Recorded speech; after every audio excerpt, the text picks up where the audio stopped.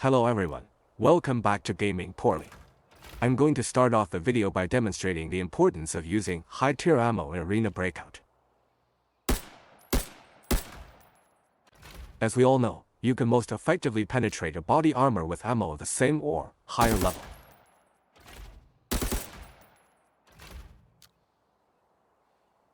Notice how the time to kill increases significantly when the ammo level is lower than the target's armor level.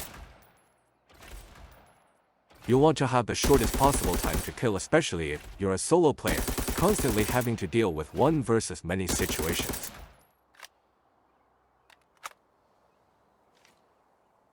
Using high-level ammo might seem like a very expensive option at first, but it actually isn't, as long as you don't die and lose it all.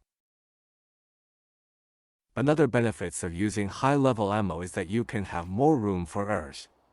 Because you'll only need a few bullets to connect to knock an enemy, you'll often end up winning a duel even if your aim is bad like me. Pro tips: turn on aim assist. Now let's talk about armor choices.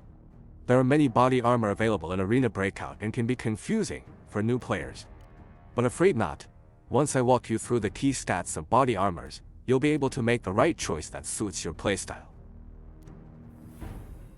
First, the covered parts or protected parts. If you find yourself pushing and sprint jumping out a corner a lot aggressively in your gameplay, you'll want to choose the body that covers the most part of your body, like the level 4 armor 6B23 or most of the level 5 and 6 armor. This type of armor is also very effective if you're playing in a full squad, and can greatly shield you from the dumb leg meta in close quarter combat, especially when you crouch. If you're more cautious and more patient of a player, and good at peeking out a corner, then you can get away with armor that protect only chest and upper abdomen like the level 4 armor 6B13 to get a bit more movement speed and ergonomics. For snipers, your aim is to take down the enemy before they can react. And you're most likely going to reposition a lot in the game. Armor that penalized movement speed the least is going to be a good choice here. Chest and face protection is good enough as long as you peek behind covers. Ergonomics is very important for sniper as it reduces the time you ADS and also increase the time you can remain in ADS. At last, the armored rigs. These are the perfect choice when you're on a budget or like doing a high reward run where your goal is to kill and loot a fully geared player.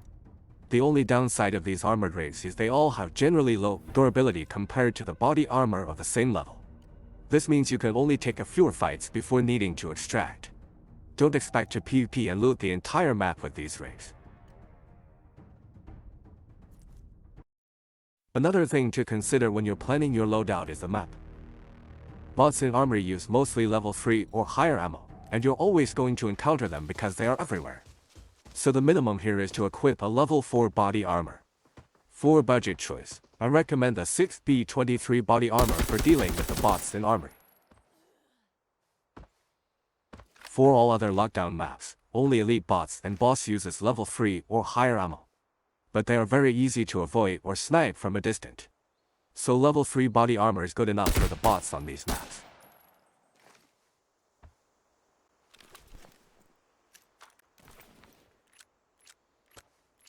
We went through the importance of using high-level ammo and body armor choices. However, it is still silly to bring in a whole bunch of high-level ammo while wearing low-level body armor where you can be killed in a few shots with a cheap ammo and lose all your expensive ammo. Always try to balance your survivability and power when planning your loadout. I like to keep the ratio of ammo, throwables and meds value to be around 0.5 to 1 against the equipped value. For example, if my equipped value is 30,000, my actual cost for the loadout will be around 60,000. Which happens to be a full level 3 setup. And around 100,000 to 120,000 loadout cost for a full level 4 setup. Here's some other tips for your loadout. Always bring low level ammo to clear bots.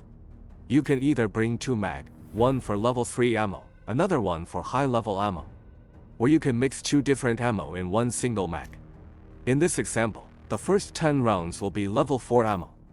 I like to mix my mag with 10 to 15 high-level ammo like this as I find this the magic number for most of my PvP encounters. I always have time to refill my mag in between fights. Bring energy drinks like Taurine or Num Num. They grant you a buff that reduces stamina consumption when used. I'd like to include a list of best budget guns and equipment, but this video is getting too long, people most likely skipped over by now. So that'll probably be another video if you guys are interested. Stay tuned for more Arena Breakout content.